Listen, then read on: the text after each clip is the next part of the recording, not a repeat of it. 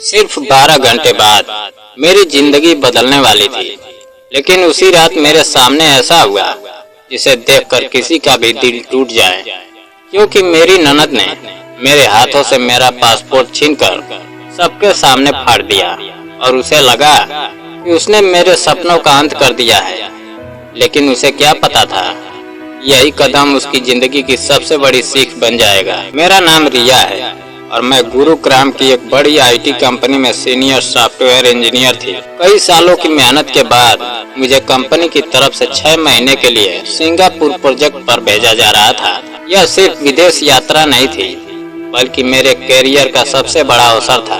Promotion, बेहतर salary और अंतर्राष्ट्रीय स्तर पर काम करने का मौका मेरे सामने था। शादी के बाद मैंने हमेशा अपने घर और नौकरी दोनों को संतुलित रखने की कोशिश की थी, लेकिन मेरे ससुराल में मेरी पहचान एक बहू से ज्यादा कमाने वाली सदस्य की थी। मेरी सास कमला देवी अक्सर लोगों के सामने मेरी नौकरी का जिक्र करती थी, लेकिन मेरी मेहनत की तारीफ कभी नहीं करती थी।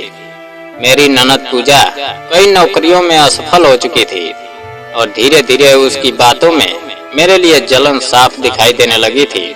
जब मुझे सिंगापुर जाने का अवसर मिला तो मुझे उम्मीद थी कि परिवार खुश होगा, लेकिन ऐसा नहीं हुआ।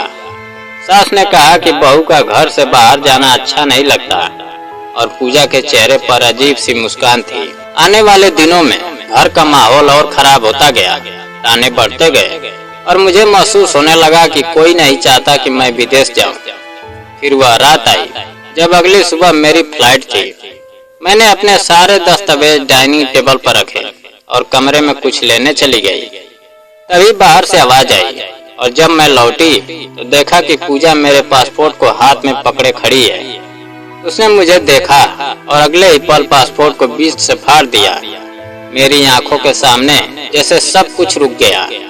मैंने कांपती आवाज में पूछा कि उसने ऐसा क्यों किया। वह हंसते हुए बोली, "ये अब देखती हूँ तुम विदेश कैसे जाती हो।" मैंने आदित्य की तरफ देखा, लेकिन उसने सिर्फ इतना कहा कि नया पासपोर्ट बन जाएगा और इतनी छोटी बात पर हंगामा मत करो। उस पल मुझे समझ आ गया कि मेरा दर्द किसी को दिखाई नहीं दे रहा है। मैं चुपचाप अपने कमरे में गई और पूरी रात रोने की बजाय सोचती रही। फिर मैंने अपने फटे हुए पासपोर्ट की तस्वीरें ली और कंपनी के इंटरनेशनल मोबिलिटी हेड को पूरी घटना ईमेल कर दी। अगले दिन मैं एयरपोर्ट नहीं गई, बल्कि सीधे कंपनी के ऑफिस पहुंची।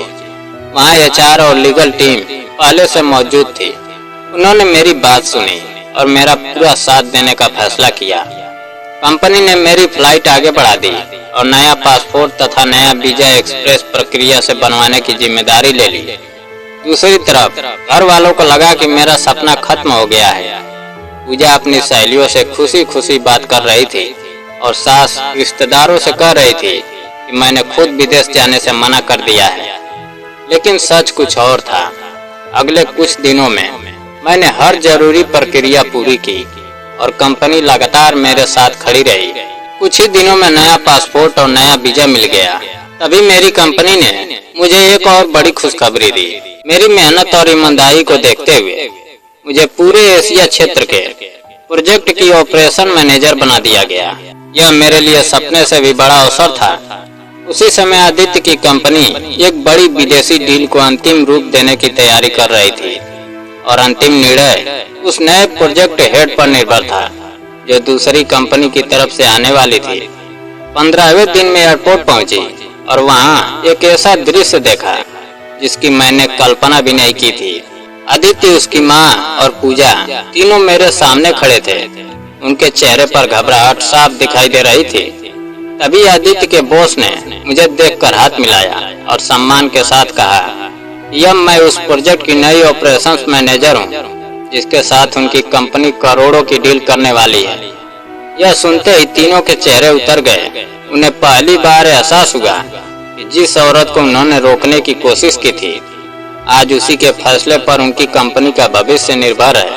पूजा रोने लगी और माफी मांगने लगी, लेकिन मैंने साफ कहा कि गलती का एहसास उन्हें तब नहीं हुआ जब मेरा पासपोर्ट फाड़ा गया था, बल्कि अब हो रहा है क्योंकि उन्हें नुकसान का डर है। मीटिंग शुरू हुई और मैंने पूरी तरह पेशेवर रवैया अपनाया।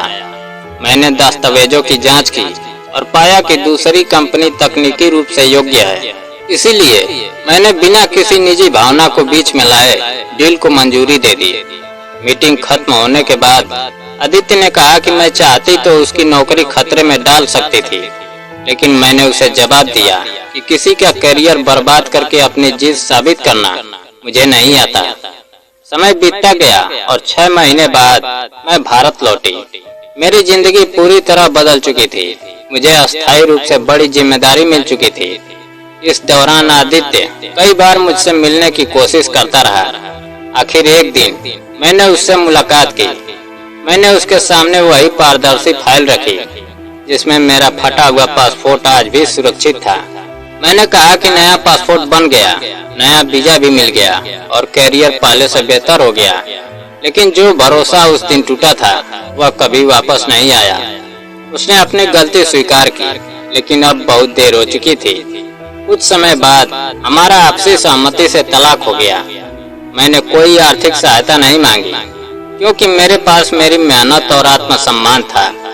1 साल बाद मुझे सिंगापुर ऑफिस की अस्थायी जिम्मेदारी मिली।